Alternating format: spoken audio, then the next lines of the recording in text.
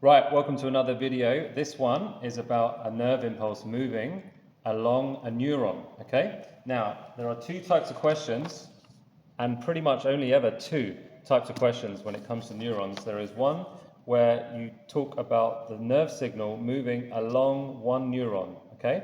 That's one question. The other question is what happens when it gets to the end, the terminal of the neuron, and then crosses the synapse and goes to the next neuron. So one question about the signal going across like this, and then there's one question about when it crosses from one neuron to the next, and they're two kind of separate questions. So firstly, we'll look at the signal that goes across one neuron, okay? It goes down one neuron. Now, often you will see a graph that looks like this, okay? So you just got to remember that in the neuron here, to start with, it's resting at a negative, okay? So it is depolarized, so it's there. So at the moment it is polarized, sorry, because it's a negative value, okay? And what we want to do, to get the neuron, to get the signal to travel along the neuron, we need to depolarize it, which means it goes from negative to 0 up to positive. And then very, very quickly again, we repolarize it. It dips down and it goes back to its resting potential. So all the way along here is depolarizing, repolarizing, depolarizing, repolarizing constantly. And that pushes the signal along, okay? How do you answer that on an exam? We'll look at this in a minute. But first of all, if you had an exam question that said, explain how a nerve impulse travels along a neuron, okay? Not across the synapse, but how does it travel along the neuron? You would say something like this, okay? Here is your model answer. Number one, nerve impulse moving along the neuron. So it starts at minus 70, okay, millivolts. Number one, you say depolarization happens first, okay, so it's depolarized. So at the start, it's polarized. This is polarized. Polarized means that there is an imbalance in the charge, and it's negative. So it depolarizes, which means to unpolarize. Goes from negative to positive. Actually goes from minus 70 to plus 30, or sometimes plus 35, depending on the graph. Okay, that's one mark there. You can say that, and you can sometimes get a mark. You then want to say Na ions, so sodium ions. It's very important here that you don't say sodium atoms. You can't say sodium atoms. Sodium atoms would explode.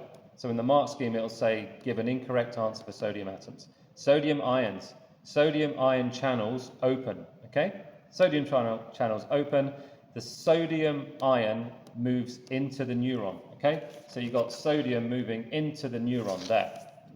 Then what happens? Very, very quickly, we get it repolarized again, okay? So in an instant, it depolarizes, goes up on the graph, and then it comes back down, repolarization happens, positive to negative. Sodium ion channels close. If the sodium ion channels close, that means the sodium is done. We move on to potassium ions, K+ ions. Potassium channels now open. The potassium ions diffuse out of the neuron, okay? So you've got sodium popping in, potassium out, sodium in, out, in, out, in, out, in, out, constantly, okay?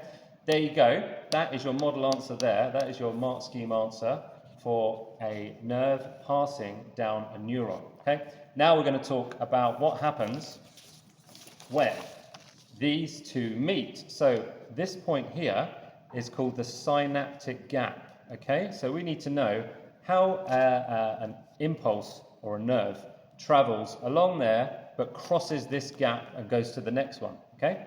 So it goes along there, crosses the gap, goes to the next one.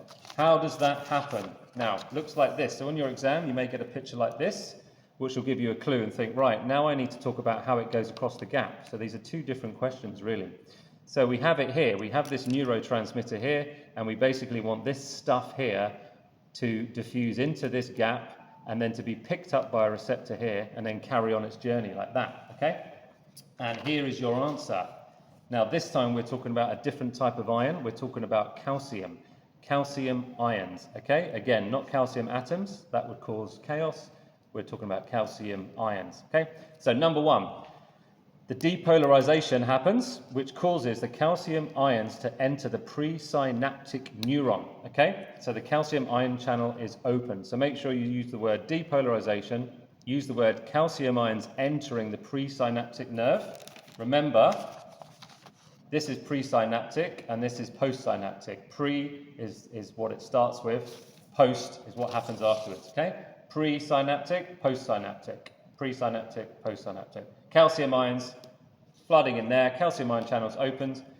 Depolarization also releases the neurotransmitter. This is the neurotransmitter in here, okay? Neurotransmitter basically means it's something that is being transmitted, okay, inside a neuron.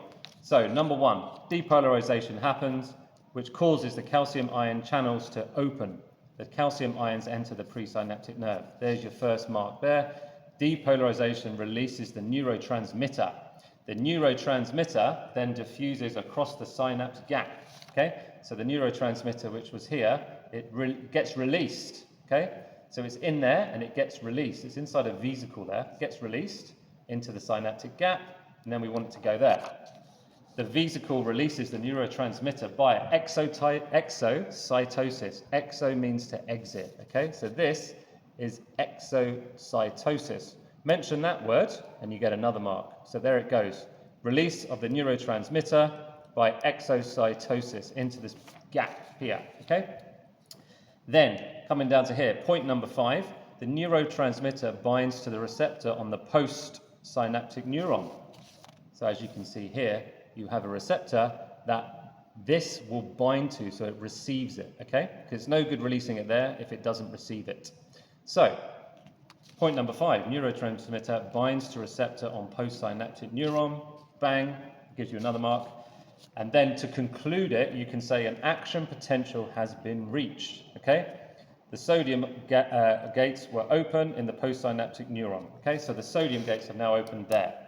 Sodium gates, so remember we started with calcium, which is here, now we're talking about sodium. So to conclude it, the sodium gates are open here. And guess what happens then? Once the sodium gates are open, you then get this traveling along there, and of course this one, once the sodium gates are open, this happens, and we go back to our original question, original answer, the sodium gates open, and then you have the signal traveling all the way along the neuron, like that. Anyway, there you go. Hope that helps. So there's 2 questions there, okay? We had question number 1 at the start, so you can rewind this, learn how a signal travels down one neuron, and then question number 2, learn how a signal is transmitted from one neuron to the next, okay? Hope that helps. See you soon.